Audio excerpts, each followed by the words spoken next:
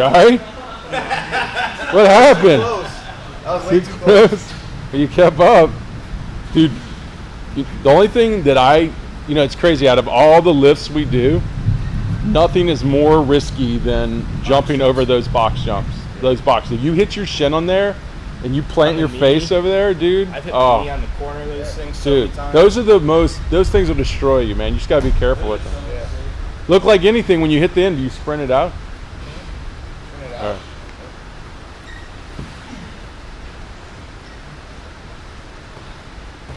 I fucked up. At least you landed gracefully that time.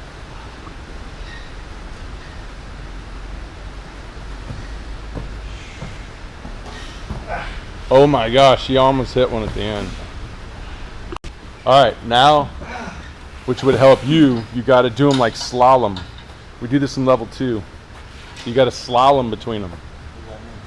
Means you're going to jump left to right in between them, not over them. Well, actually, you know what?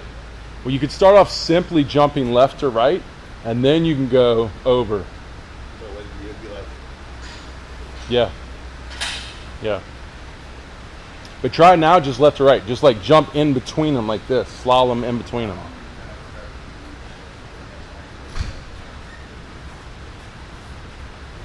Well, you don't have to go over. You could do that. okay. More of just like jumping in between them, where you don't have to go over. Yeah. In between here? Yeah, as far out as you can, as far out as you can.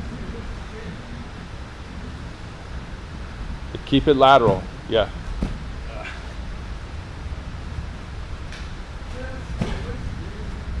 There you go. And then you got to sprint it out. Try it again. But it's good because you're going to have to do long lateral jumps to get through them. Long lateral jumps. So get close and go for distance. If not, you're going to screw up your next one.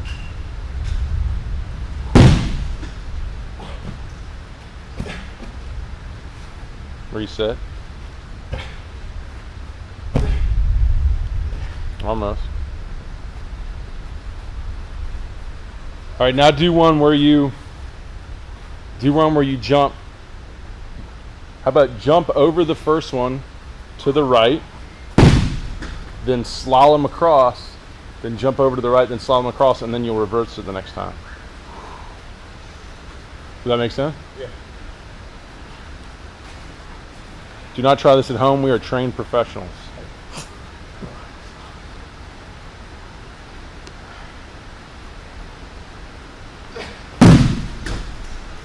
There you go. Come on. Come on. Oh, I started kicking your butt at the end. All right, now switch other way next time. Killing me right now. Sorry. It's all to get better, right? Get more explosive. It's not just about moving your energy up. You got to move it left to right. Got to move it everywhere.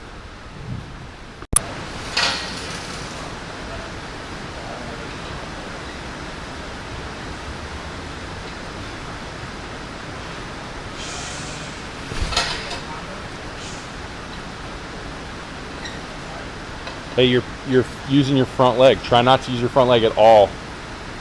That's why if you're using your front leg, it's not going to pull up. So it's just going to follow you. It's not going to drive up under you.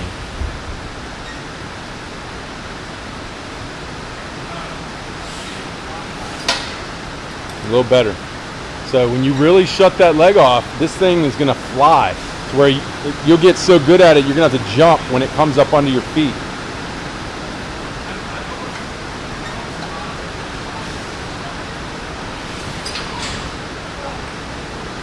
So you can still see you got a lot of front leg in it.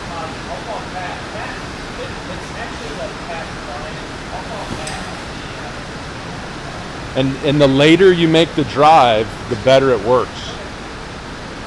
Which, same thing on the mound.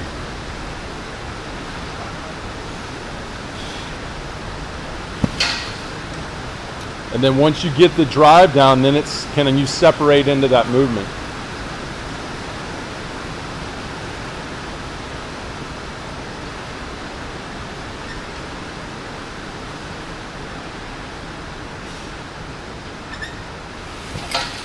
Still a lot of front leg. Like that's where you can see you're turning your knee out and with a lot of force and effort to reach out with it. Like it should be completely off, just like chilling out. And so don't even do the movement if you can't shut it off. So try to just shut it off, and if you can't pull it, then that's a starting place.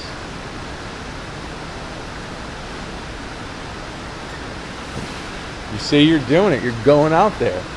Like just leave it, like internally rotate it and just leave it close to you. Turn it all the way in, turn it in. Nah, you're still trying to go to it.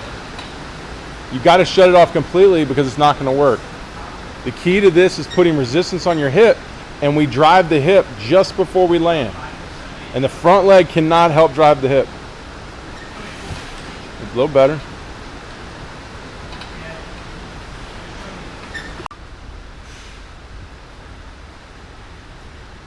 All right, Dylan, what are you working on now? Strap on the weight to my front leg. Kind of Shut it off. shut it off. Do some chest up throws. That's not enough weight though, don't you think? You don't need more than that? I think I should put more on. I would. Like, really shut it off, right?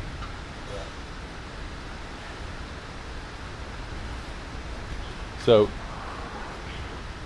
describe to everyone watching what this means. Like, what are these two weights on your ankle going to do in your mechanics? So I have a habit of throwing out my front leg to assist momentum too much. And I'm really trying to develop power through the back leg and really not leap too early. So this will shut off my front leg. So we really could force me to stay back. Right, so we could say it's preventing you from flying open. Yeah. And when we fly open, is it really hard to separate your hips and shoulders? Yeah.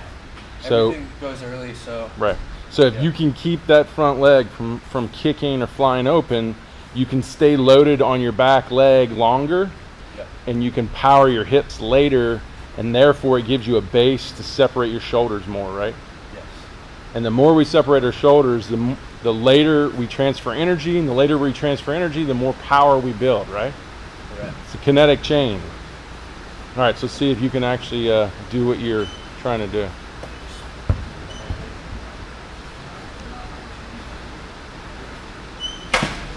So I still see a kick. Shut it off. I think what helps too when you get in that position here, it's really important where your front leg is going to land, which gives you it prevents you from wanting to fly open, because your front leg has to land slightly across your body, so when your hips open, they're squared up. If we land too open, our hips go to open and they're shooting way off to the right or left, right? So put your front leg slightly across your body, and then it also, because you're trying to pull it across your body, it makes it harder to want to kick because you're trying to land closed. So maybe even more, bring it even more across your body. There you go. And so hold it there while you're driving. There you go. Did you notice how that helps? Yeah.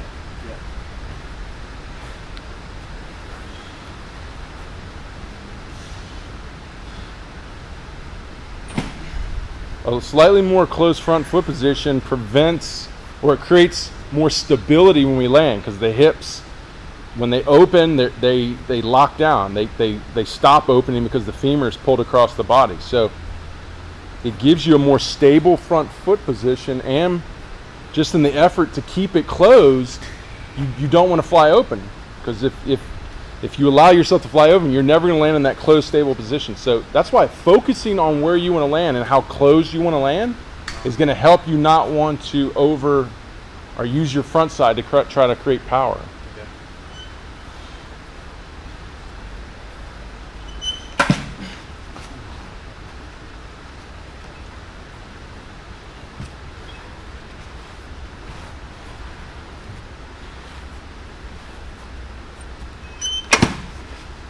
Looks a lot better. Does it feel better? Yeah. It just feels later, doesn't it? I feel like I'm working a lot more back here. Yeah.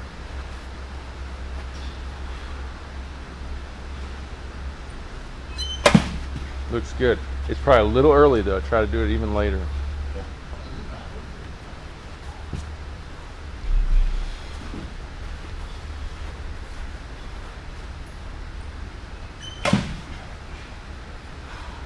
Cool.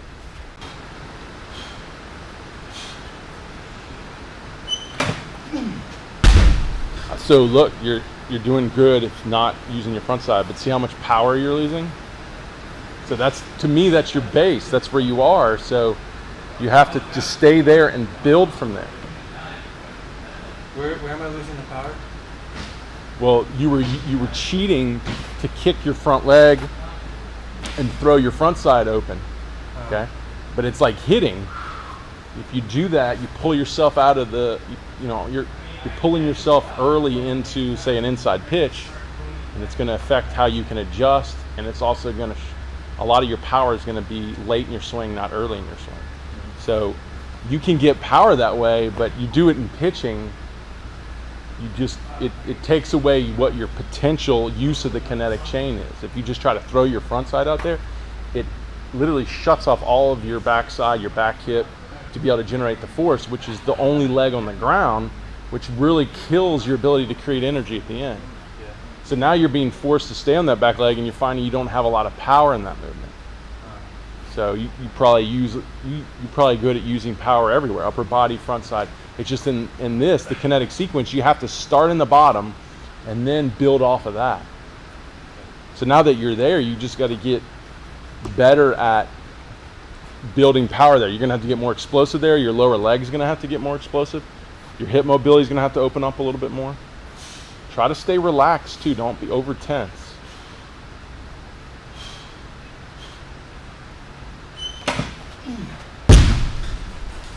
And it's something where, if I tell guys too, if you're there and you're stuck because you're not using your front side, you might have to get the bands and put the bands to give you assistance to where it's pulling you, and all of a sudden your velo goes up, but then because you're getting more momentum going, and then just gives you a sense and a feeling of how well and how explosive you need to be coming out of your back leg.